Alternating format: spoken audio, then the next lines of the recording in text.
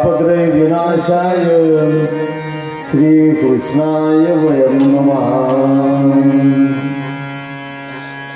नमो स्वनंताय सहस्रमूर्तये सहस्रपादाक्षिशिरोरवाहवे सहस्रनाम्ने पुरुषाय शाश्वते सहस्रकोटी योगधारिणे नमः।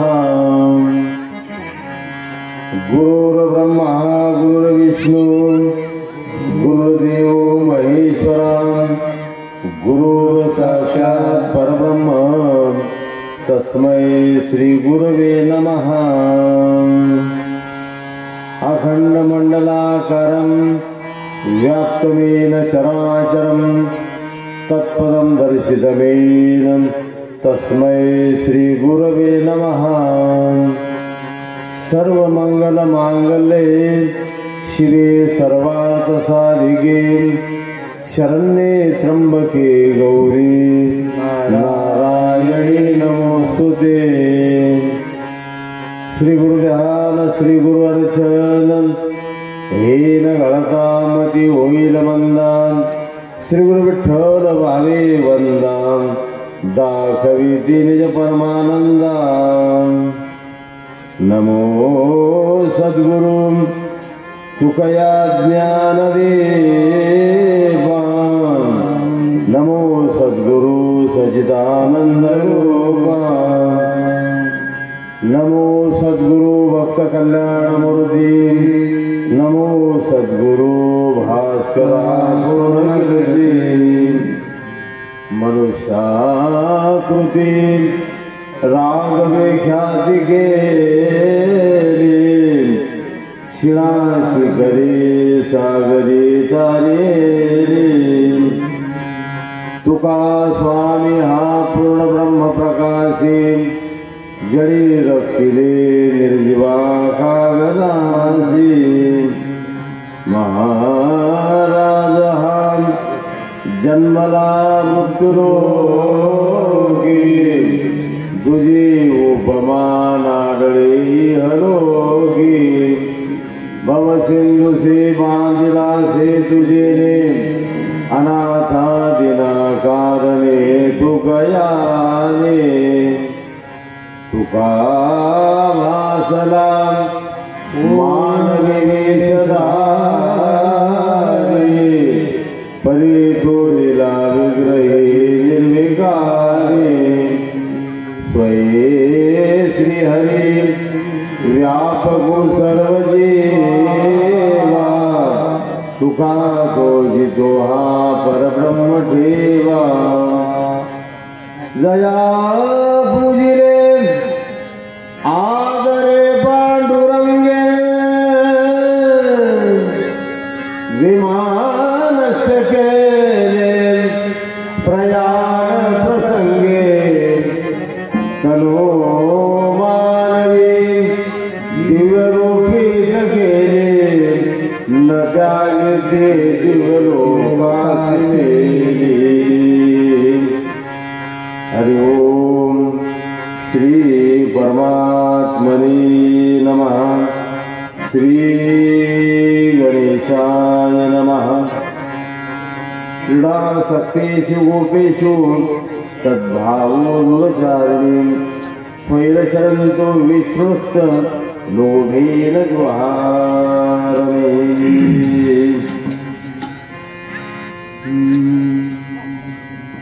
तुझ पाहता सामोरे सामोरे तुझ पाहता सामोरे सामोरे तुझ पाहता सामोरे सामोरे तुझ पाहता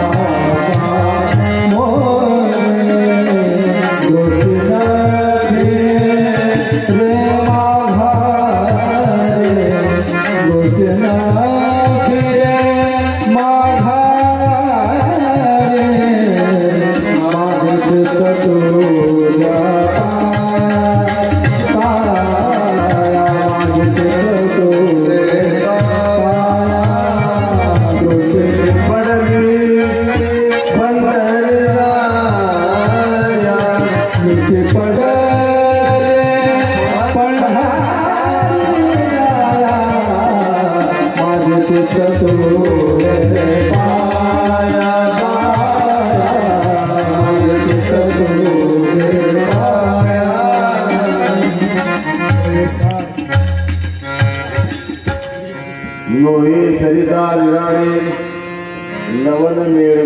जळे तुका म्हणे बळी जीव दिला पाया तळे माझे चित्त तुझे पाया मिठी पडले पंढरी राया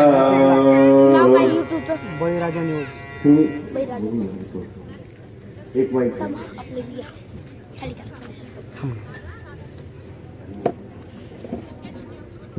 जय हरी. आजच्या या कार्यक्रमाला प्रसंगी आमच्या जीवनशाळेचे मार्गदर्शक तसेच वेळोवेळी आम्हाला ऑर्गॅनिक शेतीकडे वळवणारे असे आमचे गुरुस्थानी आदरणीय जितूभाई कुटकुटिया यांनी महाराजांचा सन्मान केला.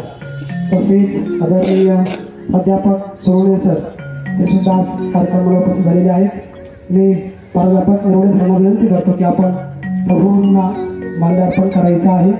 तसेच संदीप गर्दे सर मी यांना विनंती करतो की आपणही यायचं आहे आणि तुकोबारायांच्या प्रतिमेला आपण हार अर्पण करायचा आहे. आदरणीय संदीपजी गर्दे सर तसेच आज या कार्यक्रमाला प्राध्यापक हिरालालजी नरवडे सर उपस्थित आहेत. त्यांनीही समर्पित केलेली आहे. तसेच कुमार सरांना मी विनंती करतो की आपण येऊन प्रभूच्या हार अर्पण करायचा आहे. तसेच आज ज्यांनी या गुरुकुलातील वारकऱ्यांसाठी अन्नदानाची पंगत दिली आहे असे आमचे मोठे दाजी प्रभाकरजी नरवडे यांना विनंती करतो की आपण ही हार समर्पित करायचे आहे.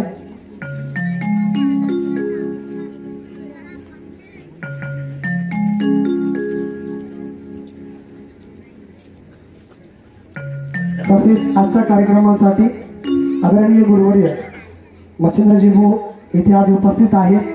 एक प्रेममूर्ती म्हणून आम्ही ज्यांच्याकडे बघतो, ज्यांचा आम्ही सन्मान करतो, आदरभावाने गुरुस्थानी त्यांना मानत असतो, अशांचा सन्मान मी आदरणीय जाधव सरांना विनंती करतो की आपण जिभूंचा सन्मान करायचा आहे, जिभूने तो स्वीकारायचा आहे. आज खरं पाहिलं तर एका कथाकाराने दुसऱ्या कथाकाराचे श्रवण करणं त्यासाठी त्यातलं मोठेपण लागतं, दातृत्व लागतं. ते असे हार नाही ते तुम्ही आयुष्य बसा आपण तिथे बसा. तसेच या कथेच्या पाठबळासाठी ज्यांनी वेळोवेळी मार्गदर्शन केलं अशा आदरणीय अशोकजी महाराज हे सुद्धा आज इथे दररोज उपस्थित आहेत. म्हणून महाराजांचा पण जेव्हा पुढे आहे महाराजांचा पण एक शाल श्रीफळ देऊन आपण सत्कार करणार आहोत. आदरणीय अशोकजी महाराज नामदेव बाप्पा.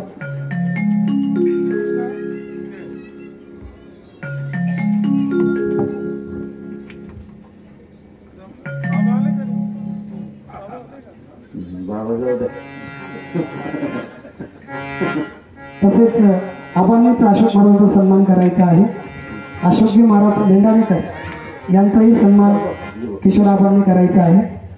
तसेच या कार्यक्रमासाठी सुळेश्वर संस्थानाचे अध्यक्ष नारायणजी बोरकर हे सुद्धा इथे उपस्थित आहेत. समस्त ग्रामस्थ भजनी मंडळ इथे उपस्थित आहेत. धन्यवाद. तसेच माझ्या गावाचे आदरणीय रवींद्रजी नरवडे सर, भगवानजी गांगुर्डे, निंबाजी भुरटे हे संपूर्ण मालेगाववरून आलेला हा परिवार यांचंही शब्दसुमनाने स्वागत करतो आणि कार्यक्रमाला आपण शुभारंभ करूया.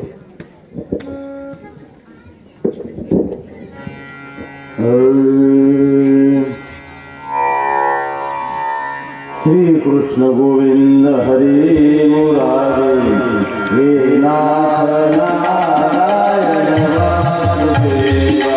श्री कृष्ण गोविंद हरे मुरारी हे नाथ नारायण वासुदेवा. हे नाथ नारायण वासुदेवा. हे नाथ नारायण वासुदेवा. हे नाथ नारायण वासुदेवा. हे नाथ नारायण वासुदेवा. हे नाथ नारायण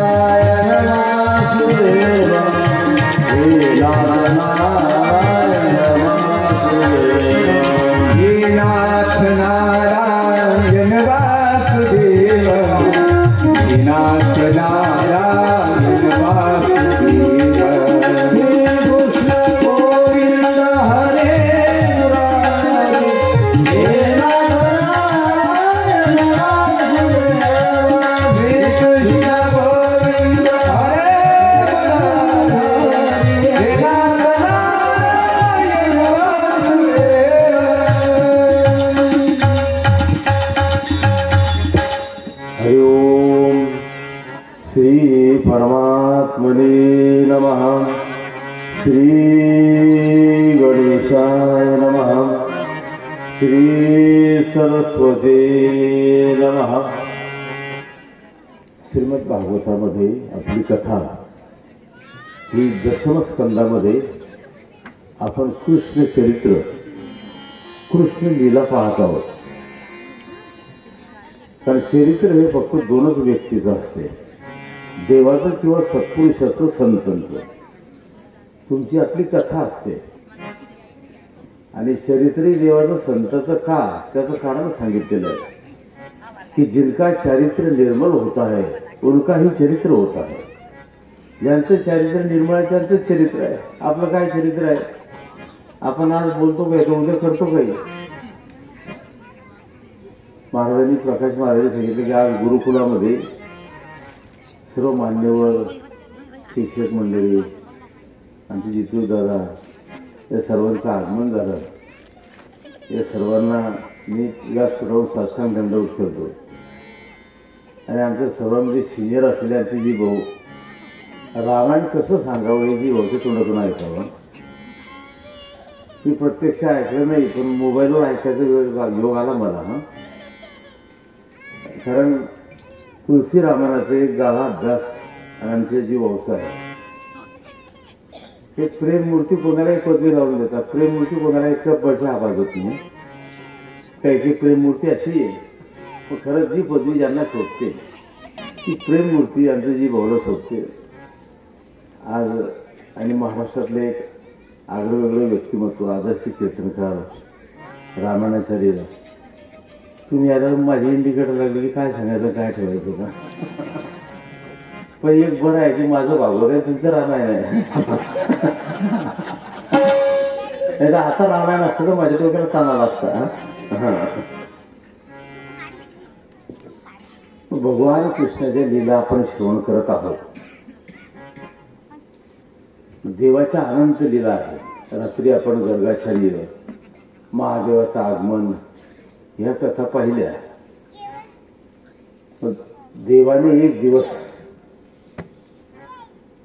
आणि गोकुळामध्ये ब्राह्मी मुहूर्तावर ज्येष्ठ गोपाळांना हातामध्ये पूजेची ताटं घेऊन इकडे तिकडे फिरताना पाहिलं.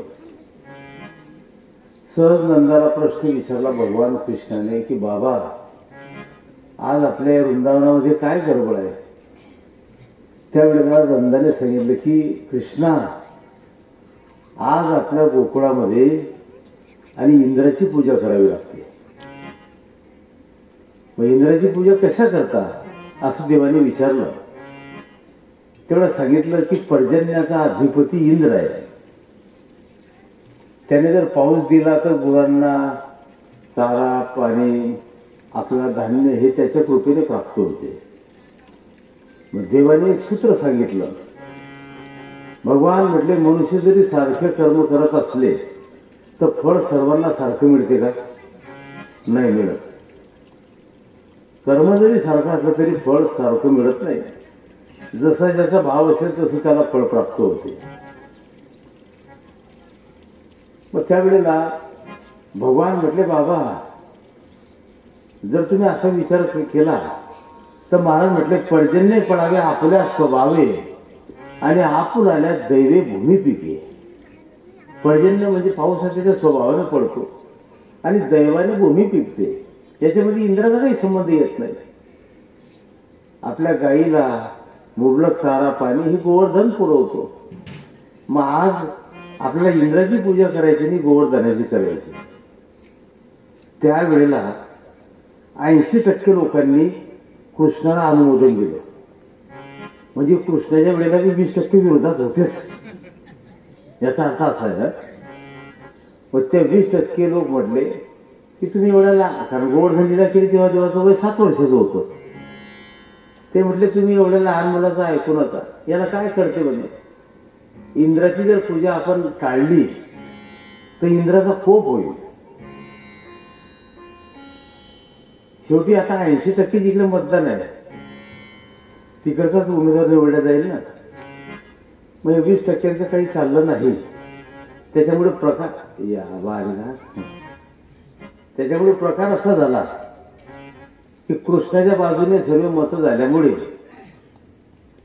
आणि आज इंद्राची पूजा कृष्णाने बंद केली, पण ब्राह्मण मंडळी पुढे आली.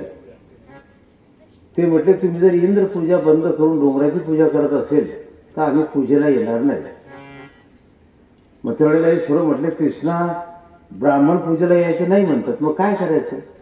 भगवान म्हटले ब्राह्मणाची काही गरज नाही, मी पूजा करून घेतो. मग हे काही ज्येष्ठ गोपाळ म्हटले तू पूजा करतो म्हणजे तुला कळते का? म्हणे नाही, म्हणे मला मंत्र वगैरे सर्व येतात. म्हणजे तू केव्हा शिकला मंत्र? भगवान म्हटले सर्व गोष्टी शिकून येतात असं नाही, काही काही आईच्या पोटात बी शिकल्या जातात.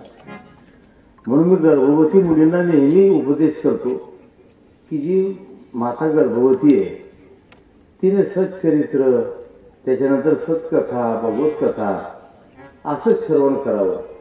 दिवसभर जरी टी व्ही पुढे असतं तर टी व्हीवर भरपूर चॅनल आहे जी भाऊ चांगले, पण हे येड्या पुढे ते बंद करून टाकतात, ते रिकामी तो चॅनल पाहत बसतात. आणि गर्भावर संस्कार होतात बरं असं नाही आहे. कारण स्वामी विवेकानंदांनी ही गोष्ट परदेशात पटवून दिली होती. विदेशामध्ये काय झालं होतं की एका ठिकाणी अतिशय सुंदर, आता ते गोरेच लोक, ते ती मुलगी सुंदर, ते पोरगं सुंदर, त्याला त्यांना जे बाळ झालं ते काळाकूट झालं.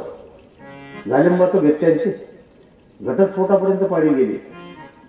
आणि स्वामी विवेकानंद परदेशात गेले असताना ती मुलगी स्वामीजवळ आली. आता ती इंग्लिश भाषांतर होतं, ते मला इंग्रजी एवढी जमत नाही. स्वामीजवळ गेली. म्हटले स्वामी आम्ही दोघंही दिसायला सुंदर आहे, रंग गोरा आहे, पण आम्हाला बाळ झालं ते काळा आहे. नेमका हा काय प्रकार आहे? बरं मी माझ्या पावित्र्याबद्दल तुम्हाला देवाच्या चरणाची शपथ घेऊन सांगतो की आम्ही पवित्र आहे, पण त्या मतभेद झाल्यामुळे घटस्फोटापर्यंत पाडी गेलेली आहे. स्वामी म्हटले आम्हाला तुमचं घर चेक करावं लागलं. आले त्यांच्या बंगल्यामध्ये. आता विदेशामध्ये काही देवाचे फोटो नसतात. स्वामींनी सर्व घर चेक केलं. म्हणजे तुमचं शयन कक्ष दाखवा. शयन कक्षामध्ये गेले तर तिथे काही नाही, फक्त एकच तो निग्रोचा फोटो लावला होता. तो निग्रो काळा पैलवान. स्वामींनी पाहिलं, म्हटले तुला जो काळा मुलगा झाला या फोटोच्या प्रभावाने. आता हे गोष्ट ते पोरगं मान्य करीता. ते म्हणजे फोटो कुठे आणि गर्भातलं बाळ कुठे असं कुठे आहे का? मग स्वामी म्हटलं तू एक काम कर, मी तुला काही यादी करून देतो दुकानात आणि एवढं साहित्य घेऊन ये. त्याला बिस्किटची पुढे सांगितले 8-10, सुवासिक अत्तरची एक बाटली सांगितली, साबणं सांगितले, त्याच्यानंतर साबणं सांगितले ते अंगाला लावायचे, अगरबत्तीची पुढे असं लिहून दिलं. ते घेऊन आलं. त्याला सांगितलं जा कपाट उघड तुझं. एका रकान्यामध्ये एक बिस्किटच्या पुढ्याजवळ अत्तरची बाटली ठेव, एका पुढ्याजवळ अगरबत्तीचा पुडा ठेव, एका पुढ्याजवळ साबण ठेव, एका पुढ्याजवळ कापूर ठेव, आणि सकाळी याच्यातलं एक बिस्किट खाऊन माझ्याकडे तुम्ही करून पाहण्याचं घरी गेला. ज्या साबणाच्या पुढ्याजवळ तुम्ही कापराची डबी ठेवली, वास्तविक आता कापुराची डबी पॅक आहे आणि बिस्किटचा पुढाही पॅक आहे, तर सकाळी जर त्यातलं बिस्किट खाल्लं तर बिस्किट तुम्हाला कापुराच्या वासाचं लागेल खायला. तुम्ही करून पहा घरी. जो बिस्किटचा पुडा अगरबत्तीच्या पुढ्याजवळ आहे तो अगरबत्तीचा वास त्या बिस्किटामध्ये शिरतो. अत्तरच्या बाटलीचा सुगंध बिस्किटामध्ये शिरतो. मग ते खाल्ल्यावर ते चाट झालं. ते सगळं म्हटलं असं कसं काय झालं? म्हणून एक करण्याकरता तुला भारतात जन्म घ्यावा लागेल. हे करण्याकरता तुला आमच्या भूमीमध्ये जन्म घ्यावा लागेल, तेव्हा कळेल. म्हणून गर्भावर संस्कार हे अतिशय महत्वाचे आहे. म्हणून 16 संस्कारामध्ये पहिला संस्कार गर्भाधान आहे. गर्भाधान संस्कार आहे. मग त्याच्यानंतर जन्माचं झाल्यानंतर मधुप्राशन आहे, मग त्याच्यानंतर नामकरण आहे, मुंडन आहे, मग यज्ञोपवीत आहे, शेवटी विवाह आणि शेवटचा अंत्यसंस्कार आहे. अशा 16 संस्काराचं वर्णन हे भारतीय संस्कृतीमध्ये, आपल्या सनातन संस्कृतीमध्ये आहे. मग त्या ठिकाणी असं म्हटलेलं आहे की मग भगवान म्हटले की बऱ्याचशा गोष्टी आईच्या गर्भातून शिकून येतात, त्याच्याकरता शिकावं लागते असं नाही. सर्वांना माहिती आहे अभिमन्यू चतुर्युगामध्ये शिरण्याची कला आईच्या उदरामध्ये शिकले. बऱ्याचशा गोष्टी गर्भामध्ये शिकल्या जातात. तुम्ही पाहणार आता हे व्हॉट्सअपवर वगैरे चालत असतं, लहान लहान मुलं श्लोक म्हणतात. हा मग ते तर आहे, पण तो 9 वर्षाचा आहे. हा तर तसं असतं ना, ते काही काही आणि गर्भामध्ये संस्कार घडतात. मग त्यावेळेला भगवान म्हटले मला मंत्र येतात. मग ब्राह्मण म्हटले पाहूवर एक कशा मंत्र म्हणतात. इंद्राची पूजा केली आणि गोवर्धनाकडे पूजेला निघाले. वर नारद गेले आणि सांगितले की आजपर्यंत तुम्हाला काहीतरी फोन पे भेटत होतो म्हणे, पण तुमचं ते कनेक्शन कट केलं म्हणे त्यांनी. ती फॅसिलिटी बंद केली. कृष्णाने तुमचं ते सर्व जमा केलं. आजपासून तुम्हाला गोकुळातून काहीच भाग भेटणार नाही. इंद्राचा रागचा अनावर झाला. खाली पूजेला गेल्यावर हे 20% मागे मागे गेल्यावरची भाऊ हे काही घरी थांबले नाही की हे काय करतात ते पाहायला गेलेच. आणि ज्या वेळेला गेले तेव्हा देवाने सांगितलं डाव्या हातावर पाणी द्या, उजवा हात झाका आणि मंत्र म्हणायला सुरुवात केली. ओम अपवित्रा पवित्रो वा सर्वावस्थां गतो विवाह यस्मरेत पुंडलिकाक्षम सभाया धंतरा सुची. मग गोपाळाने ते पाणी अंगावर शिंपडण्याची घाई केली. भगवान म्हटले थांबा, एवढा मंत्र म्हणून जर पाणी शिंपडलं तर पूर्तता होत नाही बरं. पुन्हा तू पुंडलिकाक्षमच पुन्हा तू असं म्हटल्यावरच मंत्र पूर्ण होईल. ते ब्राह्मणाने चुकीची दृष्टी करून घेतली. जी आपलं चुकलं. चंदन घ्या म्हणजे चंदन लावा. ओम चंदनस्य महत्पुण्यम पवित्रम पापनाशनम आपदा मरते नित्यम लक्ष्मीची सदी सर्वथा. त्यांनी आज करण्यास सांगण्यास सर्व पूजा केल्या. म्हणजे आता आपल्या पूजेमध्ये जर काही चूक झाली असेल तर स्वतःच्या अंगाभोवती एक प्रदक्षिणा घाला. मी मंत्र म्हणतो तेवढ्या देवाने मंत्र म्हटलं की यानी कानीच पापानी ज्ञाता ज्ञात कृतानीच तानी सर्वानी नश्यंतु प्रदक्षिणायाम पदे पदे. म्हणजे देवाचं नाव घेऊन जर अंगाभोवती प्रदक्षिणा घातली तर कळत न कळत घडलेलं पाप सुद्धा नष्ट होते. कर्मकांडामध्ये झालेली चूकही नाहीशी होते. व मोबाईलमध्ये घुसलेले व्हायरस जसे सॉफ्टवेअरने क्लिअर होतात तसं मंत्रामध्ये पॉवर आहे बरोबर. आणि तुम्हाला शंका असेल तर उद्या सांगेल मी तुम्हाला मंत्राची पॉवर कशी असते ना. फक्त तुम्ही प्रयोग करून पहा. फक्त मी येणार नाही बरोबर. हां मी कशाकरता सांगतो, सांगण्यासारखं मंत्रामध्ये सामर्थ्य आहे, पण मंत्र त्या पद्धतीने उच्चारला पाहिजे. मूर्ती प्राणप्रतिष्ठा तुम्ही रात्री सांगितलं ना जी भाऊ, मूर्तीमध्ये प्राण आवाहन झाले का नाही हे ओळखण्याची पद्धती आहे की मूर्ती समोर आरसा जर थोडा आरसे तुकडे होतात ना, आणि जर नाही झाले तर समजून घ्यावं की काही मंत्र म्हणताना चूक झाली. कर्म करताना म्हणजे जे यजमान आहे त्यांची चूक झाली. आणि यजमानाचा काही ठिकाणा असता का? ब्राह्मणाने कधी म्हटलं की नेत्रोदका स्पर्श हा, ते ब्राह्मणाने द्यायला पाडला होता. अरे ते ब्राह्मण म्हणतात माझ्याने तुझ्याला, तेव्हा त्याला कळते झाली चूक. इथून चुका होतात ना. म्हणजे या ठिकाणी आणि मी तर बऱ्याच वेळा सांगितलं, समजा कर्मकांडामध्ये या ठिकाणी जर सकाम पूजा असेल तर सर्व साहित्य लागते बरोबर, पण निष्काम पूजा असेल तर साहित्य नसलं तरी काही फरक पडत नाही. पण मग आपण देवाला उल्लू बनवतो. देवाला उल्लू बनवतो ना. समजा एखाद्या वेळेला गुळ नसला नैवेद्याला तर ब्राह्मण म्हणतात गुळ नाही, जाऊ द्या आता काय उठता येत नाही आणि बंद करता येत नाही, घ्या चालू झालं. म्हणा असं की नैवेद्य प्रित्यर्थम अक्षदाम समर्पयामी असं चालतंय का? नैवेद्य प्रित्यर्थ अक्षदाम समर्पयामी, वस्त्र प्रित्यर्थ अक्षदा समर्पयामी, धूप प्रित्यर्थ अक्षदा समर्पयामी.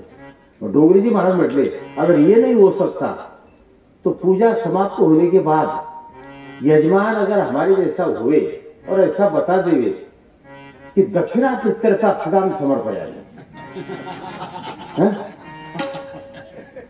तो वो ब्राह्मण गोल खुशी तो नहीं बेटा, जब भगवान को भोग चढ़ाना था तो मैंने भगवान को चूतिया बना दिया, तो क्या आप मुझे उल्लू बनाते हो?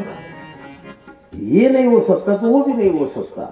म्हणून गहन और कर्मणा गती असं तिथे सुद्धा म्हटलेलं आहे. कर्म की गती बडी गहन होतीये. पूजा झाली, भगवान म्हटले आजपर्यंत इंद्राने तुमचा नैवेद्य खाल्ला नाही, आज गोड धन तुमचा नैवेद्यही खाईल. गोपाळांना आनंद झाला ना. मग देवाने गोवर्धनात प्रवेश केला. भगवान बाहेर दिसायचे कारण आत हरी बाहेर हरी. मग देव गोवर्धनात प्रवेश झाले. गोवर्धनाचे हात बाळगले आणि नैवेद्य ठेवला.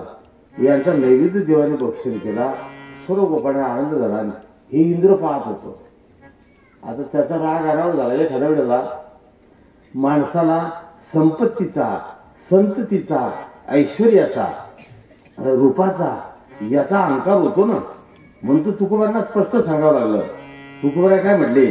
तुका म्हणे इह लोकीचा व्यवहार, तुका म्हणे इह लोकीचा व्यवहार, तुका म्हणे इह लोकीचा व्यवहार, तुका म्हणे लोकीचा व्यवहार.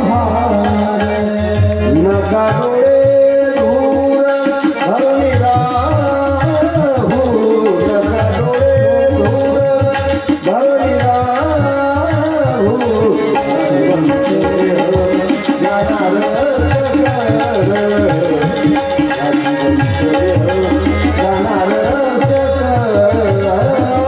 दूर भरून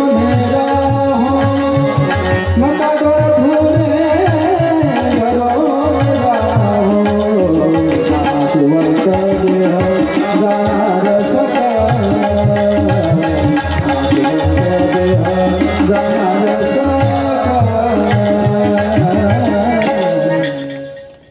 जसं एखाद्या लहान पोराला उचलून असं भिंतीवर ठेवलं जातं ना खेळवण्याकरता, तसं एखादं पद असं उचलून ठेवायचं. तुका म्हणे इह लोकीचा व्यवहार, नका डोळे धूर भरून राहू. आहे दरबारीच तो, पण म्हणायची पद्धती वेगळी आहे. तुम्ही गेट म्हणलाय, मला काय असं गावरान थोडंफार कामात होतं. नाशिवंत देह जाणार सकाळ. कारण हा इह लोकातला व्यवहारच असा आहे की कोणाच्या डोळ्यामध्ये संपत्तीचा धूर आहे, कोणाच्या डोळ्यामध्ये ऐश्वर्याचा धूर आहे, कोणाच्या डोळ्यामध्ये रूपाचा धूर आहे. त्या ठिकाणी हे आमची 3 गोसाई आहे. तर 1, 2 आता एक मागे लपला तुमच्या. आता यांच्यामध्ये हे जे साधना करतात साधनेचा धूर आहे की आम्ही जो व्यवस्थित राहतो. हा येते की गोसाई आहे 1, 2, 3. फक्त याच्यातला 11 गोसाई आहे मधला. हा असतो. अशा प्रकारे मी कशा करता सांगतो. इंद्राला राग अनावड झाला. प्रलयाकरता काही मेघ राखलेले असतात. मग इंद्राने त्यांना आज्ञा केली की जा, इकडे तिकडे कुठेच वर्षा करायची नाही, फक्त गोकुळाच वर्षा करा आणि सर्व गोकुळ समुद्रात घेऊन जा. आणि बस पूजा आटपत नाही. पूर्णावतीचा मंत्र झाला. ओम पूर्णमिदं पूर्णमुदच्यते पूर्णस्य पूर्णमादाय पूर्णमेवावशिष्यते. ज्या वेळेला तो पूर्ण झाला, एकाएकी काळे ढग जमा झाले. कल्पांताच्या विजा चमकायला लागल्या. त्या ठिकाणी सोसाट्याचा वारा व्हायला लागला. आणि जेव्हा असा प्रकोप पाहिला, ते 20% काढ झाली ना. ते म्हटले भोगा आता आपल्या कर्माचे फळ, असं म्हणता बरोबर.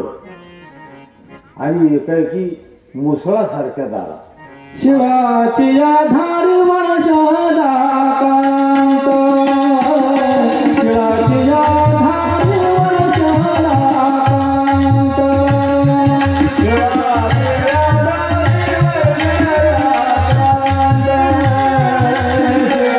शिवाची धार वर्षाला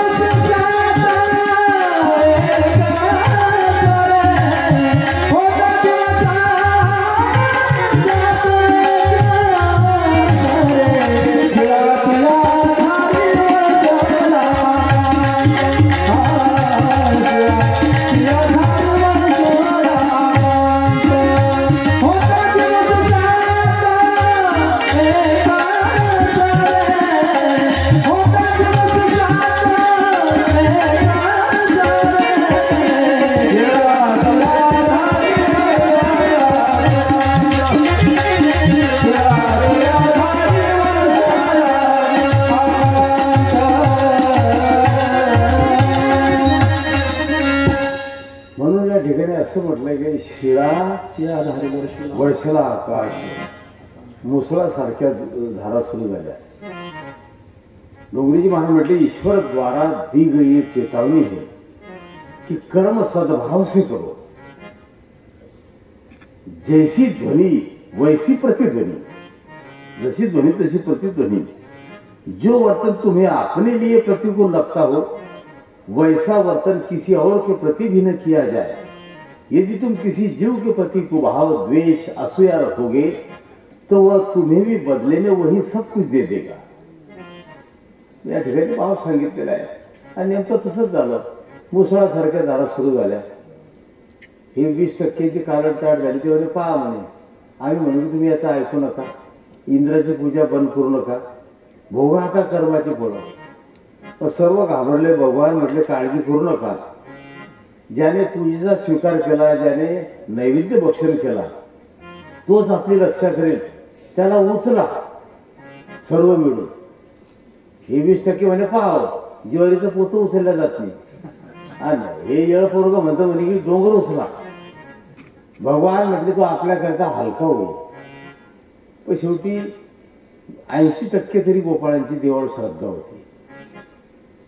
देवाने सहज लिहिलेले करंगडीवर गोवर्धन उचलला. 2 प्रमाण आहे ते. देवी उचलली स्वकरी मेदिनी, तुमचे चेने गोनी न उचलले. दुसरे प्रमाण असं की देवी उचलली स्वमुखे मेदिनी, तुमचे चेने गोनी न उचलले. वराह अवतारामध्ये दाढीवर पृथ्वी उचलली आणि कृष्ण अवतारामध्ये करंगडीवर गोवर्धन धारण केला. सर्व त्या पर्वताच्या खाली गेले. तर सर्वात अगोदर 20% गेल्यावर जी भाऊ पर्वताच्या खाली 20% अगोदर गेले. ते पाहणं निवडणूक आटोपल्यानंतर जे जास्ती गुलाल अंगावर घेतात समजून घ्या ही विरोधी आहे. आता बरोबर आहे की नाही? जे जास्ती गुलाल अंगावर घेतात तेच विरोधी आहे. हा म्हणजे मी काय त्याला कसं आहे ते. आणि तो आपला विषय नाही, पण कसं असते एखाद्या वेळेला धर्म कार्यकर्ता काही गोष्टी सांगाव्या लागतात. मग या ठिकाणी महाराज म्हणतात सर्वांना त्या पर्वताच्या खाली घेतलं. 7 दिवस मुसळासारखा पाऊस पडत राहिला. धारा वर्षाल्या 7 दिवस. आणि प्रलयाकरता राखलेले मेघ यांनी आपल्याला सर्वस्व ओतून दिलं. त्यावेळेला या 7 दिवसामध्ये काही ज्येष्ठ गोपाळांना थोडासा अहम झालाच होता. आणि भक्तीमध्ये सर्वात मोठं सूत्र आहे की यात किंचितही अहंकार व्हायला नको. बरोबर, थोडा जरी अहंकार झाला तरी साधकाचं पतन होते. बरोबर, तीळ भरी जरी होय अभिमान, तीळ भर जरी अभिमान झाला तर तो डोंगरा एवढा भाव होतो देवाला. मग हे म्हटले कृष्णा तू नुसती करंगडी लावली म्हणे, खरा पर्वत चांगला उचलला म्हणे. मग घरामध्ये बी एखाद्याला असा गमेट होते ना की मी आहे म्हणून तर सर्व घर चालते. म्हणून अशी वॉर्निंग दिलेली आहे की मैं कमाता हूं ऐसा अहम गृहस्थी ने कभी नहीं रखना चाहिए. मी कमवतो असा अहम कधी ठेवायचा नाही. मी तर बऱ्याच वेळा कीर्तनात सांगतो, घरामध्ये कधी 3 लोकांचा 1-1 लाख पगार असला आणि एक निश्चित रिकामचूक दिसत असला तर यांनी लिहून घ्या, यांना जो पगार चालू आहे तो त्याच्या पुण्याने चालू आहे. जर त्याला घरातून काढून दिलं तर हे सस्पेंड होतील. यांना कोणी चक्की बी टाकणार नाही. मग मी असं म्हणत नाही. म्हणजे कोणाच्या पुण्याने गाव चालते, कोणाच्या पुण्याने घर चालते, कोणाच्या पुण्याने देश चालतो हे ज्याचं त्याने ठरवायचं. बरोबर, तुम्ही असं समजू नका. बरेचसे लोक म्हणतात याच्या घरामध्ये दलित आहे, तो म्हणणारा त्याच्यापेक्षा दलित आहे. जो म्हणतो की आपल्या घरामध्ये सर्व चांगले आहे बाबा, हा एकच बिंडोक आहे, हा एकच दरिद्री आहे, त्याला बिंडोक म्हणणारा सर्वात मोठा बिंडोक तोच आहे. म्हणून राष्ट्रसंत काय म्हटले कि क्यों दूसरे को दोष दिलाते, अवगुण सबके ही दिखलाते, तुम नहीं अपनी बात दिखाते, पहले अपने मन को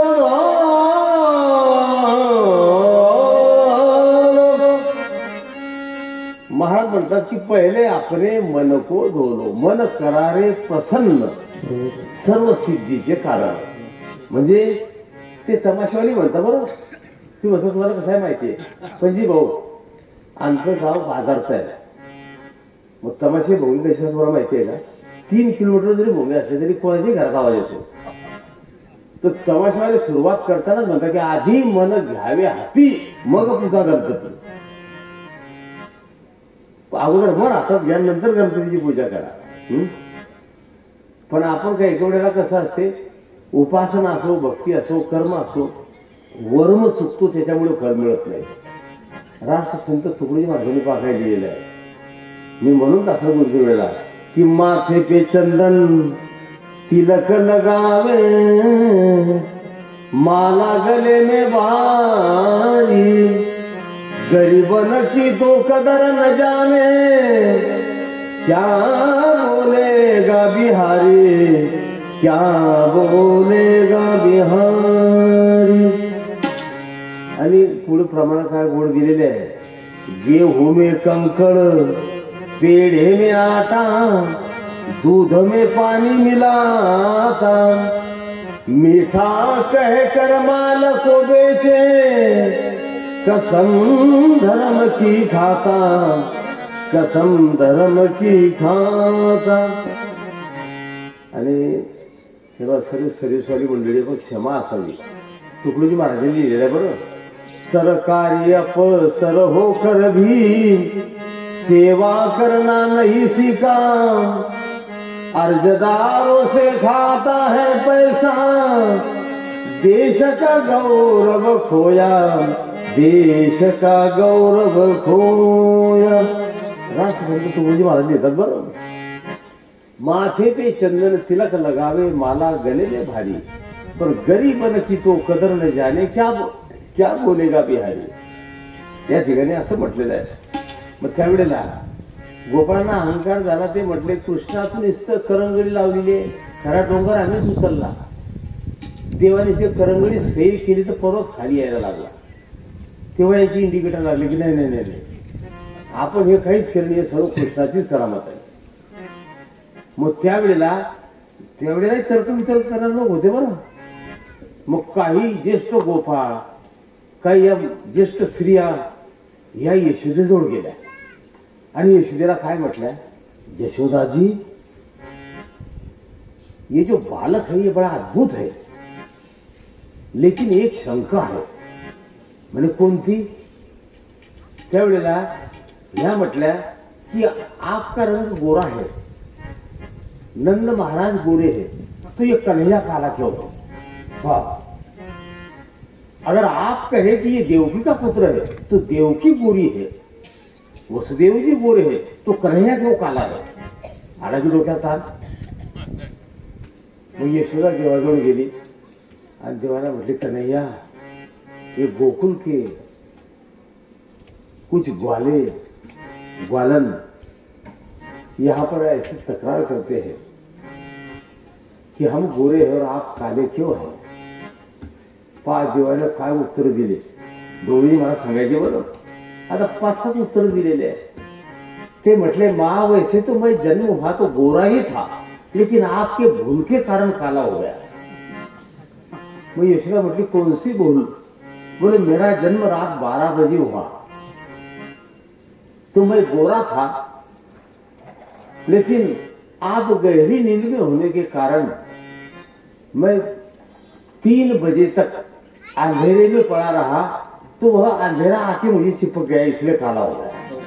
हाँ, तो अंधारी मला चिटकला, मी म्हणून काळा झाला. आता यशोदा फार मोठी होती. हाच प्रश्न दुर्योधनाने विचारला होता कि यशोदा गोरी है, नंद गोरे है, वसुदेव गोरे है, देवकी गोरी है, तो आप क्यों काले हो. तो देवाने दुर्योधनाला काय उत्तर दिलं होतं, मैं कौरव का काल बन के आ गया इसलिए काला हो गया. हाच प्रश्न गोपींना विचारला. गोपींना तो गोपींनी स्वतःहून उत्तर दिलं. गोपी म्हटल्या, हम आंखों में कृष्ण कन्हैया को बसाते हैं और आंखों पर काजल लगाते हैं, और दूसरी बात हम परमात्मा की उपासना करते हैं, तो भगवान जो भक्त होता है उनकी कालिमा खींच लेते हैं, क्योंकि काला काम हृदय के अंदर रहता है और हमारे हृदय में भगवान है, कृष्ण है, तो हमारी कालिमा खींच लेते हैं, इसलिए काला होगा.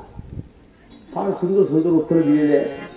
मग त्यावेळेला 7 दिवस झाले, लख्ख प्रकाश पडला, सर्व पर्वताच्या बाहेर निघाले. त्यावेळेला ते मेघांनी सांगितले की आमची सर्व उतरली म्हणे आता, म्हणजे आमच्यातलं पाणी समाप्त झालं. उतरली म्हणजे काही दारू पेत नव्हते, पण आता आमची पावर गेली. इंद्राला असं वाटलं की आता सर्व गोकुळ समुद्रात गेला असेल.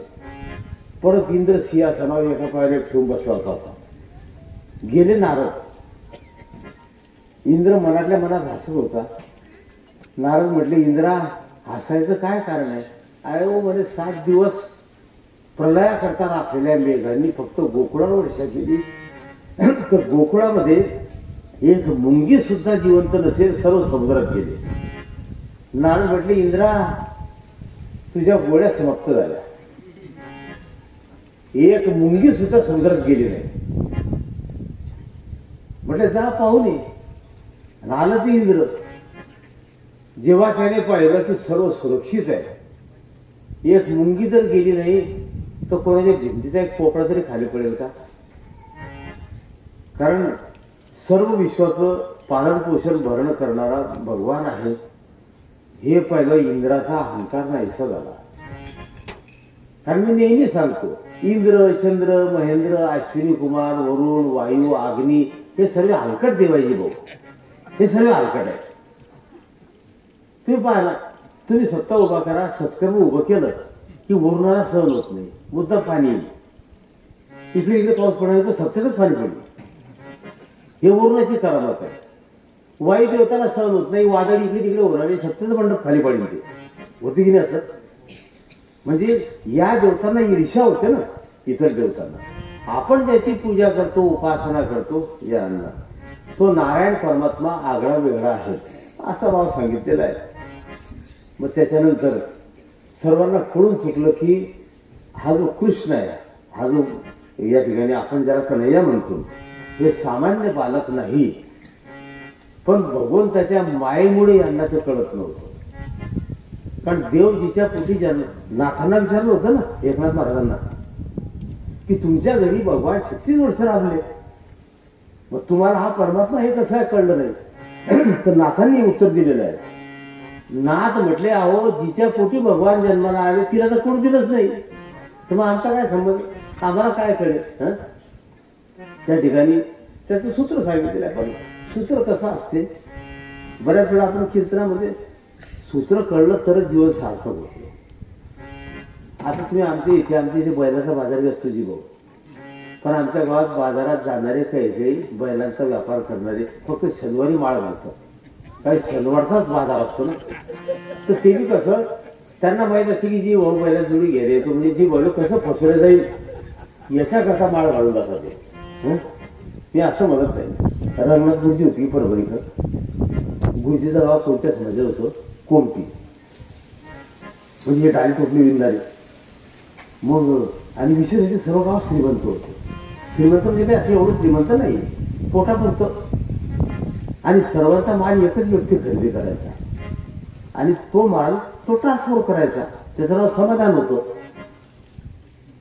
आणि दुसरी जमिनीची बाजू म्हणजे सर्व गाव माळकरी होतं, फक्त एकटा तो ट्रान्सफर करणारा समाधान, तोच माळकरी नव्हता. पण सर्वांना ही गोष्ट खटकायची म्हणून गुरुजीजवळ गेले सर्व आणि म्हटले, गुरुजी आपलं सर्व गाव माळकरी आहो, फक्त एकटा समाधानच माळकरी. मग गुरुजीला घेऊन सर्व तिथे घरी गेले. त्याच्या घरी गेले, गुरुजीला पाहिलं, त्याला आनंद झाला. त्याने गुरुजीला साष्टांग दंडवत घातला, आसन वगैरे दिले. म्हणजे गुरुजी काय सेवा करू? म्हणजे सेवा वगैरे काही नाही, आम्ही तुला नम्र निवेदन करायला आवडलं. गुरुजी कोणतं?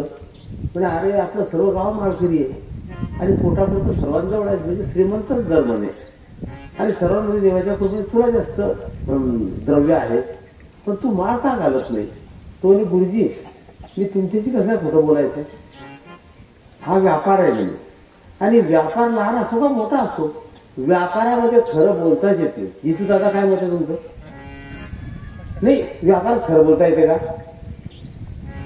समजा उदाहरणार्थ मी दुकान टाकलं कपड्याचं, टाकलं तर नाही समजा, पण टाकलं आणि कपडे घ्यायला आमची जीव वाढले. आता मला माहिती आहे की हे माझं अति जिव्हाळ्याचं म्हणजे माझा एका आत्मे 2 आत्मे एवढं जिव्हाळ्याचं आहे. मग आता हे आले यांनी सांगितलं मला शर्टाला कापड घ्यायचं आहे. मग ते कापड मी 30 रुपये मीटरने खरेदी केलेलं आहे होलसेलमध्ये. तुम्ही जी बरोबर जी भाऊ हे दुकानदार तुमचं माझं काय वेगळं आहे का? आणि मला काय म्हणजे हे दुकान तुमचं म्हटल्यानंतर मला याच्यामध्ये काही तुमच्याकडून पैसे बी घ्यायचे नाही काही नाही. तर मग हे जे कापड आहे हे मी अगोदर 33 रुपये 65 पैसे मीटरने खरेदी केलेलं आहे.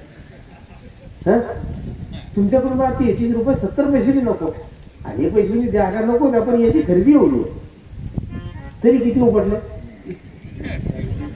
3 रुपये 65 पैसे उपटले की. म्हणजे तो म्हटला गुरुजी रघुनाथ गुरुजीला म्हणजे गुरुजी व्यापार म्हटल्यानंतर खरं बोलता येत नाही, खोटंच बोलावं लागतं. व्यापार लहान असो का मोठा असो तुम्ही लिहून घ्या त्या स्टाफवर माझ्याकडून, कोणत्याही व्यापारामध्ये खरं बोलता येत नाही. त्यावेळेला गुरुजी हसले आणि निर्णय दिला म्हणजे आपल्या पूर्ण गावामध्ये हा एकटाच माळकरी आहे, तुम्ही सगळे लबाड आहे. आलं का घरात? मी कशाचं सांगतो विरोधाचा भाग सोडा. म्हणजे उपासनेचं जर वर्म नाही कळलं तर उपासनेलाही फलश्रुती मिळत नाही. मग त्यावेळेला देव हा प्रत्यक्ष परमात्मा आहे हे जाणून सुद्धा देवाच्या मायेमुळे देवाने सोडू दिलं नाही. कारण भगवान म्हटले यांना आपण भगवंत हे कळलं तर जी लीला आहे ती होणार नाही ना. आणि लीला ही महत्वाची आहे. तर मी नेहमी सांगतो तो पोरे सांगतो पडशातला कि ये वाक्य तो मैं सांगतो कि जीव जो करे वह क्रिया और परमात्मा जो करे वह लीला. लीला कधी अमंगल होत नाही, क्रिया अमंगल होते. कारण क्रियेमध्ये काम संभवतो ना, विकार संभवतो, पण लीलेमध्ये त्याचा प्रश्न नाही. लीला ही अलौकिक असते. मग त्यावेळेला देवाने अनंत लीला केल्या, देवाचं नाव अनंत आहे. आता अशा बऱ्याचशा लीला आहेत. तर त्याच्यामध्ये गोपींनी कृष्ण आपल्याला पती मिळावा याच्याकरता व्रत केलं कात्यायनी, पण व्रतामध्ये चुकी झाली. महिला मंडळी बी मार्गशीर्ष महिन्यामध्ये गुरुवार शुक्रवार करतात ना, तर ते कसे करायचे मी मला ते सांगितलं होतं. एक दिवस पाण्यामध्ये उतरून स्नान करायचं नाही व्रताच्या दिवशी. व्रताच्या दिवशी मलिन वस्त्र घालायचं नाही, धुतलेलं घालायचं. सौभाग्याचे अलंकार घरामध्ये असतील तर घालायचे, त्याच्या माणसा डोक्याला ताण आल्या तरी बरोबर. त्याच्यावर मी सौभाग्य अलंकार सांगितले की यामध्ये माझ्याने सांगितलं की अलंकार पाहिजे म्हणजे आलं की टेन्शन. म्हणजे या ठिकाणी जे असतील तेच घालावे, नसतील तर काही डोक्याला ताण घ्यायचा नाही. पुष्ट अन्न खायचं नाही, मुंगी लागलेलं खायचं नाही, विठळशी पाहिलं खायचं नाही, खाटीवर पलंगावर झोपायचं नाही, व्रताच्या दिवशी भूमीवर शेण करायचं. मग ही गोपींनी चूक केली. गोपींनी व्रत केलं देवप्राप्ती करता, पण यमुनेमध्ये आणि निर्वस्त्र स्नान केलं. आपल्या भारतीय संस्कृतीमध्ये निर्वस्त्र स्नान हे निषिद्ध आहे. आता स्नान म्हणजे शरीर पाण्यात बुडवणे आणि आंघोळ म्हणजे पाणी तांब्याने अंगावर गेले.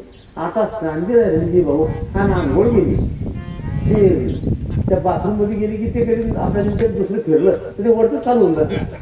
म्हणजे माझं झालं वेगळं, असं माझं स्वतः झालं. तुम्ही ते गाडी मारलं होतं आमचं. मग त्यांचा नाम जर आता साले बैलायचं आहे बेटाची. मग आम्ही एक वेळेला ते वाघोद्याला गेलो, असं हे वाघोद्या चिनावरला गेलो कीर्तनाला, आणि ते बैल विश्वनाला म्हटलं पाय थोडं पाणी घेऊ. त्यांनी फिरून दिलं, ते वरतून इतकं जोरात चालू झालं, थंडी. माझा फेटाही ओला झाला, फेटा माझ्या डोक्यात होता आणि ते रिक्षा बसून आलं ते माझ्यावर, ते ओढे झाले आले. बरं त्यांना म्हटलं का हो आता तिकडे उठावर कोणी सुरू झालं. ते म्हणजे आता एक काम करा, तुम्ही जा, तुम्हाला विचारते नसतो की ओढे कशा झाले तर सांगा की महाराजांनी पण टाकला. त्यांनी गेलो मी स्टेजवर, तेवढं महाराज तुम्ही ओढे कशा झाले म्हटलं, ही गाडी महाराजांनी पण टाकला. ते आले, त्यांनी माईक हातात घेतला, म्हणजे अगोदर यांनी टाकलं म्हणून मी टाकलं म्हणून. किती छानच आहे. अगोदर यांनी कारण ते बी ओझं होते ना, म्हणजे अगोदर यांनी माझ्या अंगावर पण टाकलं म्हणून मी टाकलं म्हणे. हा म्हणजे ती गिरबल झाली, गिरबल आहे ते. मी कशा करता सांगतो, त्या ठिकाणी व्रत केल्यावर व्रतामध्ये चूक होता कामा नये. आणि हरिपाठामध्ये स्पष्ट लिहिलंय तीर्थ व्रत आणि नियम हे भावाशिवाय सिद्धीला जात नाही. कारण महाराजांनी पाका सुंदर लिहिलेलं आहे की भावना ही तया सांगावे ते किती, भावना ही तया सांगावे ते किती, भावना ही तया सांगावे ते किती, भावना ही तया सांगावे ते किती. आपुला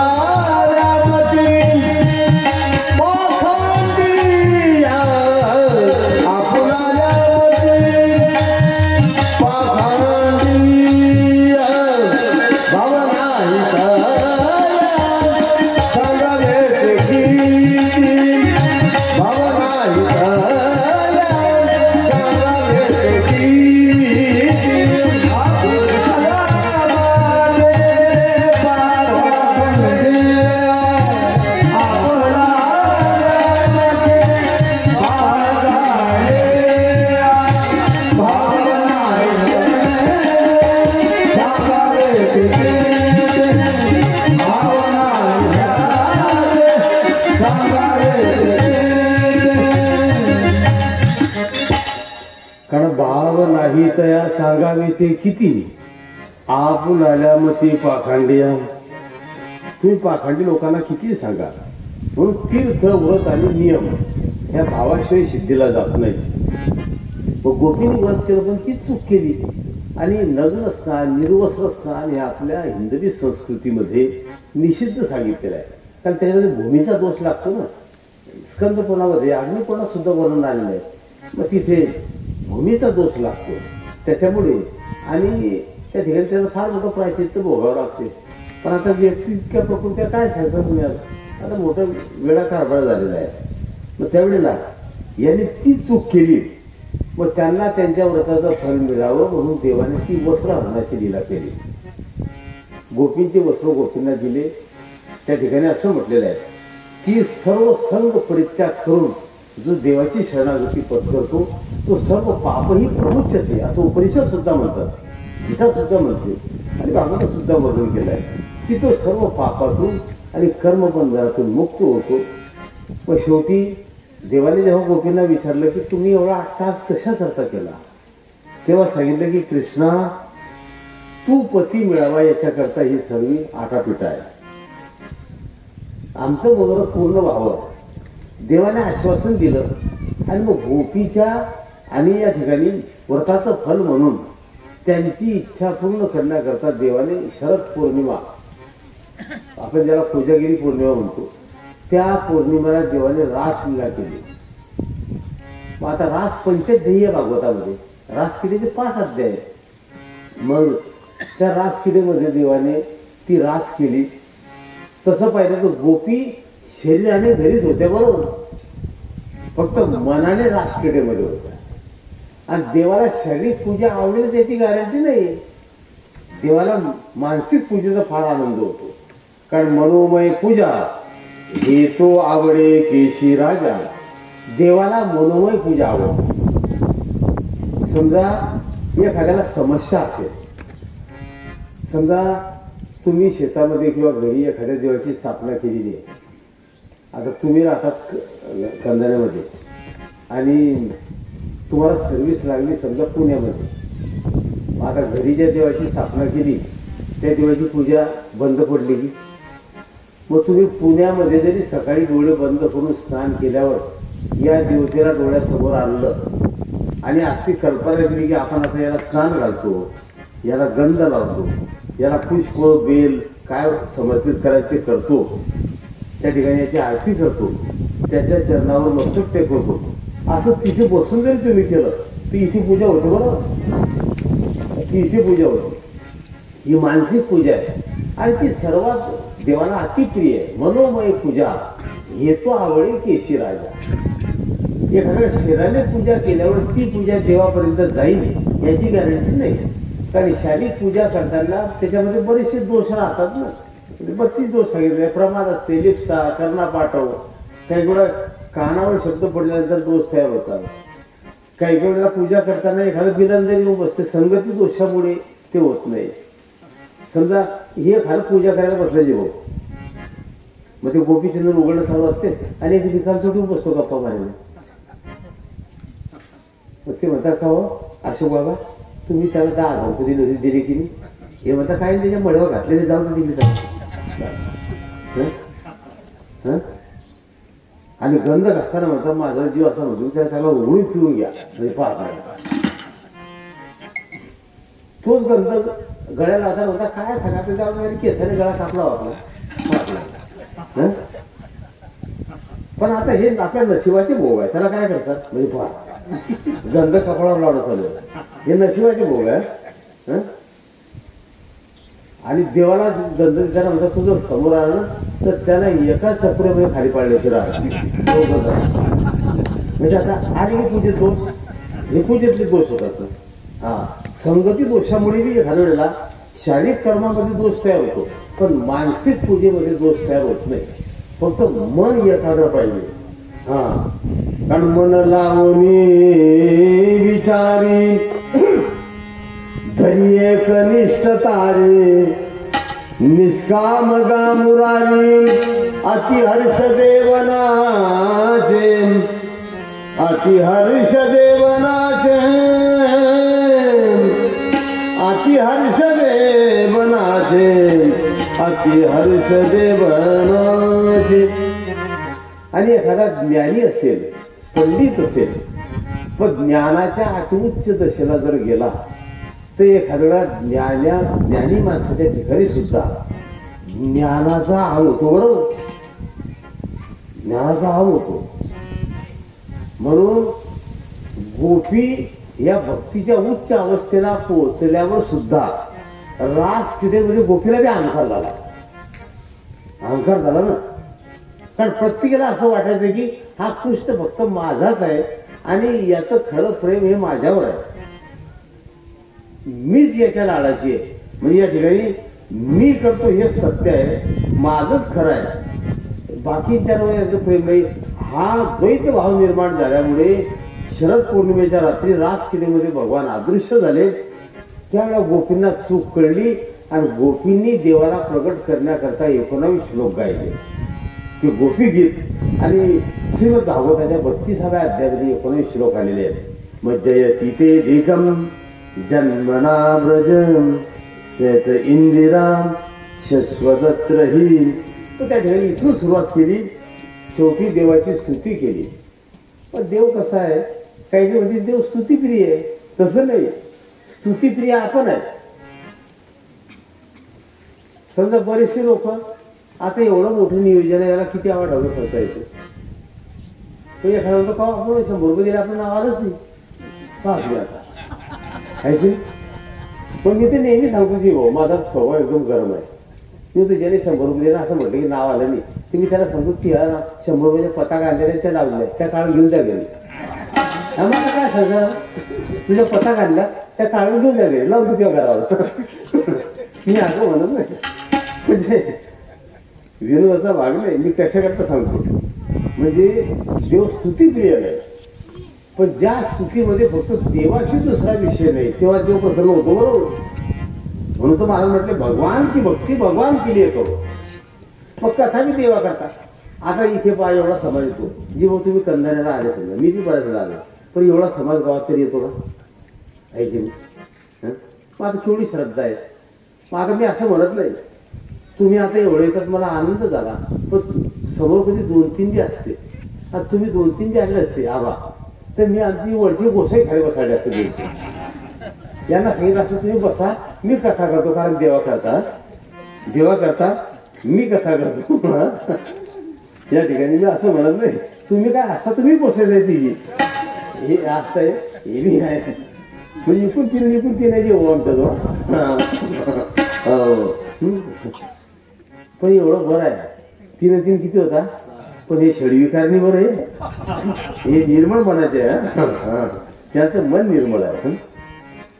या ठिकाणी अशा प्रकारे गोपींच्या स्तुतीवर गोपींनी केलेल्या प्रार्थनेवर भगवान प्रसन्न झाले, प्रगट झाले. शेवटी गोपीचं मनोरथ पूर्ण झालं. त्याच्यानंतर पुढे देवाने गो गाई सारण्याचं कार्य केलं, गो पालन केलं, म्हणून देवाला गोपाळ म्हणतात. मी तर बऱ्याच वेळा काळाच्या कीर्तनात सांगितलं की जी भाऊ महाराष्ट्रात आपले जेवढे कीर्तन करायला ज्यांना शक्य होईल, शक्य तर 90% लोकांना होते. आता मग तुमच्यासारखा थोडा ताण येतो, म्हणजे बांधायला जागेला गेली करायला पण नाही. परंतु हे जे रिकामचं काय काय काही हे बी नुसते गायीवर लेक्चर येतं, पण एक गाय वागत नाही. तेव्हा तर बोलले होते आमचे, कीर्तनकाराकडे गाय नसेल तर त्याने कीर्तनात घटाच बांधायचं नाही, आणि काल्याच्या कीर्तनाचा अजिबात बांधायचं नाही. मला बुवा म्हणायचे, पोऱ्या तू जर एखाद्या ठिकाणी गेला काल्याचं कीर्तन चालू असतं, पहिले जाऊन त्या कीर्तनकाराची गच्ची धरून विचारायचं की गाय कशी गेली, मग सगळा कर. बुवाचं बोललं, त्याने जर म्हटलं की गाय नाही तर त्याचा फेटा काढून टाकायचा म्हणे. बुवाचे विचार होते ते भक्ती महाराजांचे त्या ठिकाणी. कारण देवाने गोपालन केलं, त्याच्यानंतर अनंत लिला आहे. पण मग एक दिवस आता आपल्याजवळ बी वेळ नाही, मथुरेमध्ये मिटिंग झाली, तर कंसबी मारण्याने देवाचं लग्न बी करण्यात आलं. मग मिटिंग झाली, मिटिंगमध्ये ठराव झाला. कंस म्हटला त्या दिवशी त्या योग मायने सांगितलं की तुला मारण्याला जन्माला आला, मग काय करायचं. आता काय करायचं म्हटल्यावर काही सभासद उभे राहिले, तितके म्हणजे नारद आले वरतून. नारदाला पाहिलं, सर्व आनंद झाला. म्हणजे नारदा, सर्व समस्या कशी सॉल्व्ह करायची हे तुम्हाला कळते म्हणे, त्याच्यातून समस्येचं निराकरण कसं करायचं हे तुम्हाला कळते म्हणे. असा असा प्रकार आहे. नारद म्हणे, कंसा मी हेच सांगण्याकरता आलो तुला. त्या दिवशी मुलगी झाली नव्हती म्हणे, मुलगा झाला होता. पहा आग लायची पद्धत कशी आहे. मग असं एकदम डोकं फिरलं ना. मग म्हणे नारदा, मग मुलगा झाला होता, मग ती मुलगी कशी काय आली. अहो म्हणे तुमचे वडील आहे ना उग्रसेन, यांनी सल्ला दिला. तो नंद राहतो म्हणे गोकुळामध्ये, त्याने आश्रय दिला. आणि तुमच्या जेलमध्ये जो रक्षक होता म्हणे त्याने दरवाजा उघडून दिला. कंस म्हणे अगोदर ज्याने दरवाजा उघडला त्याला घेऊन या बरं. म्हणे नारदा तो कोण होता, ज्याला मरायला 5 वर्ष झाली, तिचं नाव सांगितलं नारदाने. की तो अमुक होता त्याला बोलणारा. पण ते 2 सभासद मिळणार का हो, त्याचं हे 5 पुण्य स्मरण आहे. आता कोण असेल त्याला. पहा नारदाची कलाकारी, काय विद्वत्ता होती नारदाची.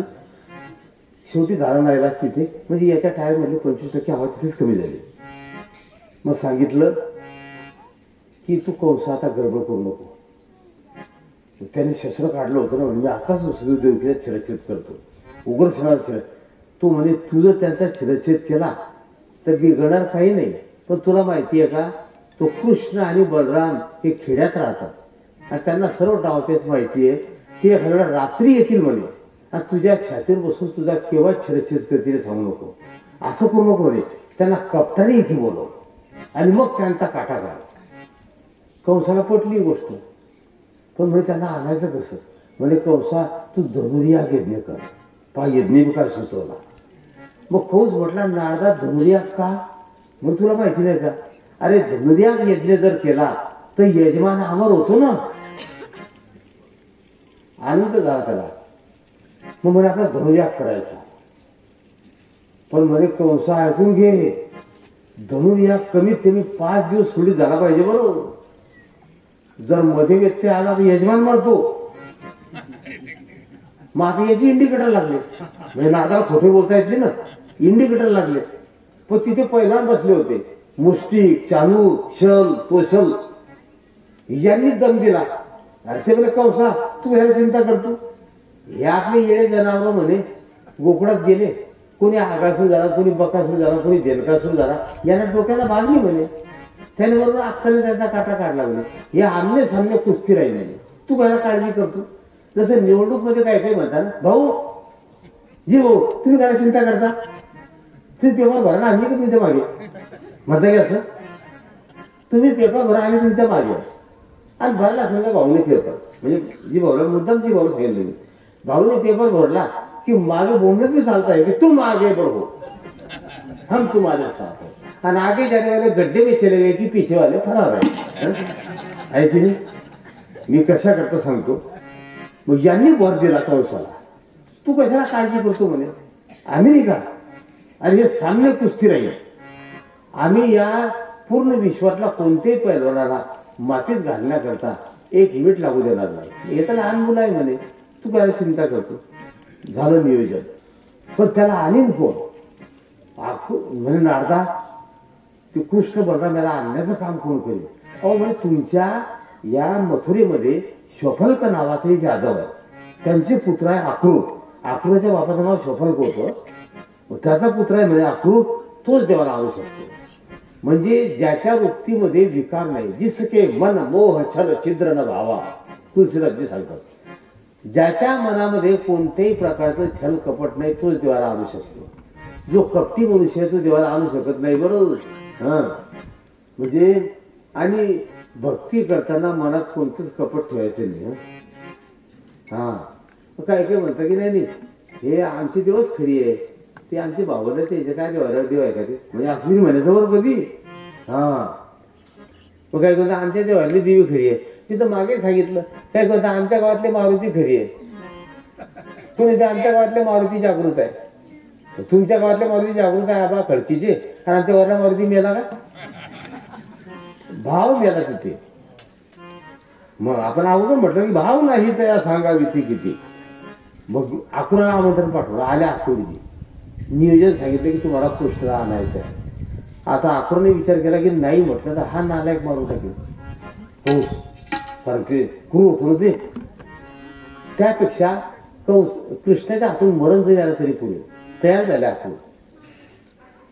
मग आता सूर्योदयाच्या वेळेला कंसाचा दिव्य रथ घेऊन अक्रूर देवाला घेण्याकरता निघाले. आता अंतर 4 किलोमीटर होतं. आता पुलामुळे ते अंतर 15-20 किलोमीटर झालेलं आहे. नाहीतर मधून रस्ता होता पूर्वी, पाण्यातून जावं लागत होतं. ते नावा वगैरे वाले उतरून द्यायचे तिकडे. तुम्ही 30 वर्षा अगोदरचं वृंदावन पाहिलं होतं का. हां मग तेव्हा मधून रस्ता होता 28-30 वर्षा अगोदर. म्हणजे मी 92ला गेलो होतो कथेला, 1992 सालामध्ये वृंदावनात द्वारकेश्वर आश्रमामध्ये. 92 सालात कथा केली मी वृंदावनात. त्याच्यानंतर 7-8 वेळा जाण्याचा योग आला. तर मधून रस्ता होता असा 4-1 किलोमीटर अंतर. मग आता 4 किलोमीटर रथ न्यायला किती वेळ लागणार आहे. 1 तास झाला, तुम्ही 2 तास. पण सूर्योदयाच्या वेळेला अक्रूराने रथ तयार केला तर सूर्यास्तापर्यंत गोकुळात पोहोचले. पण चालताना विचार बी करायचे की एका नात्याने मी कृष्णाचा काका आहे म्हणे, पण त्याने जर मला काका म्हटलं तरच होऊ द्यायचं. पण एखाद्या वेळेला विचार करायचे की एवढे मोठमोठे दैत्य ज्याच्या हातून मारले गेले, मुक्त झाले, तो जरी आपण त्याला आपला पुत्र समजत असलो तरी तो परमात्मा आहे हे का आपण जाणत नाही. अनंत विचार करत चालायचे आपण. तुम्ही पहा ना, काही काही लोक एवढे विचार करतात की विचारता सोय नाही, आणि काही काही तर अशी विचार करतात की ते विचारात काहीच फळ नाही. 2 मित्र रस्त्याने जाताना म्हणे बा आपण एक लाटरीचं तिकीट घेऊ. तो चालेल. आता यांच्या खिशात 5 पैसे दोघीचे. तिकीट किती रुपयाचं घ्यायचं म्हणजे 250 रुपयावर. आता 5 पैसे खिशात घेऊ, तिकीट घ्यायचं म्हणजे 250 रुपयाचं. आणि म्हणजे समजा लॉटरी लागली आपली 1 कोटीची, तर काय करायचं. तो म्हणे आपल्याला जमीन घ्यायची, तुम्ही जमिनी घ्यायची, आपल्याला ट्रक घेणार नाही. तो म्हणे ट्रकने जमीनच घ्यायची. तो नाही आपल्याला ट्रक घ्यायचा नाही. तो म्हणे ट्रकने घ्यायचा, जमीन घ्यायची. मग तू जमीन घे, पण माझ्या जमीन मी तुला ट्रक जाऊ देणार नाही म्हणे. माझ्या शेतात मी तुला ट्रक जाऊ देणार नाही. झाली मारामारी दोघीची. आलीची बहुतेक मध्ये थांबत. तर काय झालं, अहो म्हणे हा याने जमीन घेतली आणि आपला ट्रक आहे म्हणे, हा याच्या शेतातून ट्रक जाऊ द्यायचं नाही. जीव म्हणून ती जमीन कोणा शिवारात आहे. ते नाही अजून शिवार वगैरे काही नाही. आणि मग तुझा ट्रक कुठे उभा आहे ते तुला ट्रक अजून घेतला नाही. आणि म्हणून तुम्ही घ्यायला चालले की पैसे आहे का. नाही म्हणे पैसे बी नाही. म्हणजे मग तुम्ही काय घेताय ते म्हणे आम्ही लाटरीचं तिकीट घेतोय म्हणे. म्हणजे किती रुपयाचं म्हणे 250. मग खिशात पैसे किती आहे म्हणजे नाही पैसे नाही. जी भाऊ मला म्हणत महाराज एक रूम द्या बरं माझं. यांना सांगितलं उन्हाळ्यात होतो. आता ऐकायला विचार काय अर्थ आहे विचारामध्ये? या विचाराला काही अर्थ नाही. म्हणजे मी कशाला सांगतो, निरर्थक विचार. मग काही वेळेला आखल्याच्या मनात निरर्थक बी विचार आले आणि देवाविषयी विचार आले. पण इच्छेले ते पूर्वी मनोरथ. आपण जी इच्छा केली ती देव पूर्ण करतो. बरं, मी असं म्हणत नाही तुम्ही जरी देवाजवळ अशी इच्छा केली, असं बाबा उपासना करू की देवा माझा एक बंगला दुसरा झाला पाहिजे, तुम्ही उडी लौकिकाची इच्छा केली तर ती लवकर पुरी होते. आता यायला आनंद होईल की बरं सांगले बुवा. म्हणजे मंदिरात गेले पाया पडली गेले आपण म्हटलं की बुवा आमचं जे एखादं पक्क घर झालं पाहिजे. उलट लौकिक इच्छा देव लवकर पुरी करतो. कारण देवाला माहिती आहे की याला जर ही लौकिक इच्छा पूर्ण झाली तर हा आपल्या डोक्यात ताण कमी होऊन जाईल. म्हणजे जोपर्यंत लहान बाळ रडत नाही तोपर्यंत आई घेत नाही अशी म्हण आहे. पण आई जोपर्यंत त्याच्यापुढे खेळणे टाकत राहते तोपर्यंत त्या खेळण्यातच ते खेळत राहते ना. खेळणे टाकलं तर खेळण्यामध्ये ते खेळत राहते. पण ज्यावेळेस त्याला खेळण्याची अजिबात गरज नाही, फक्त आईची गरज आहे, तेव्हा आईला सर्व कामं सोडून त्याला घ्यावं लागते. तसंच देवाचं सुद्धा तसं आहे की भक्ताने सर्व संग परित्याग करून आणि त्वमेव शरणम गच्छ असं म्हटलं त्याच वेळेला आणि देव त्याची इच्छा पूर्ण करतो. म्हणून भगवान म्हणतात की तू सर्व सोड. पण अर्जुनाला सांगताना म्हणतात की मामेकम शरणम भज, तू मला शरण ये. म्हणजे तू सर्व पापातून मुक्त होते. पण आपल्याला सांगताना देव असं म्हणतात, हा शब्द देव दोघलाय बरोबर. आपल्याला म्हणताना म्हणतो त्वमेव शरणम गच्छ, तुम्ही त्याला शरण जा, तुमचा उद्धार होईल. म्हणजे भगवान असं सांगत नाही की मी देव आहे. पण अर्जुनला म्हणताना की मामेकम शरणम भज, म्हणजे मीच परमात्मा आहे, तू मला शरण ये. आणि महाराज त्याचं स्पष्टीकरण करताना स्पष्ट लिहितात की जो माझं होय अनन्य शरण त्याचे निवारी मी जन्म मरण. मग अशा प्रकारे संध्याकाळपर्यंत आखरून त्या कळसाच्या